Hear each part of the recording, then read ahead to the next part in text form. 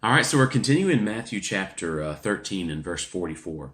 Again, this is Jesus talking. Again, the kingdom of heaven is like a treasure hidden in the field, which a man found and hid. In his joy, he goes and sells all that he has and buys the field.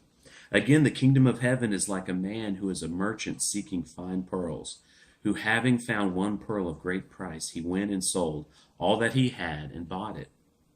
And then I just wrote that.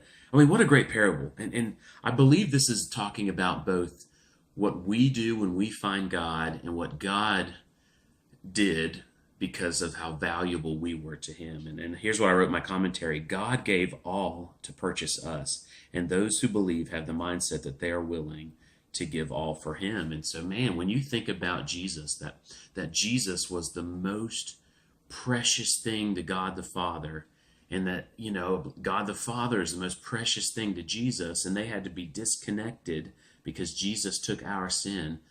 God, I just don't think God could have paid a higher price to have us. Isn't that amazing of how valuable we are to God?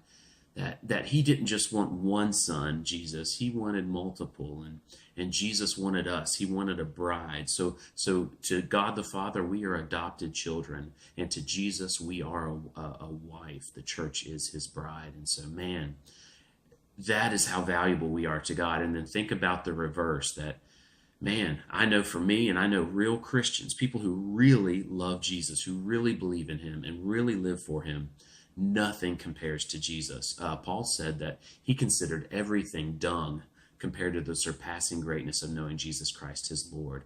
And so, again, just like this parable says, the kingdom of heaven is like a man seeking fine pearls, and he found one, and he sold everything he had and bought it. And that's God's mindset for us, and that's our mindset for him, that it is just this love that we cherish each other more than anything else. Verse 47, again, the kingdom of heaven is like a dragnet that was cast into the sea and gathered some fish of every kind, which then, when it was filled, they drew up on the beach. They sat down and gathered the good into containers, but the bad they threw away. So will it be in the end of the world. The angels will come and separate the wicked from among the righteous, and will cast them into the furnace of fire. There will be weeping and gnashing of teeth. And very sobering parable. And here's what I wrote: trusting God will make you valuable to him. A separation is coming, and those who do not will go to hell. And so we know that the deciding factor of whether someone goes to heaven or hell is trusting Jesus Christ, and that produces works. So when you see these verses in the Bible that talks about that people's behavior got them to heaven, that behavior is the product of faith in Jesus Christ. And so we need to understand that, man, this is sobering, that there is a separation coming. If you do believe in Jesus Christ, you need to be communicating that to the world. There's a separation coming, and in order for you to be on the side that you want to be on, you have to have faith in Jesus Christ. A lot of people have this false view of Jesus Christ that's very accepting and just complete grace, when Jesus balances grace and truth. And so, man, stuff like this that was said by Jesus is very sobering.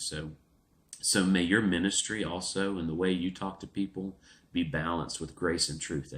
That man, hell is for those who are not valuable to God.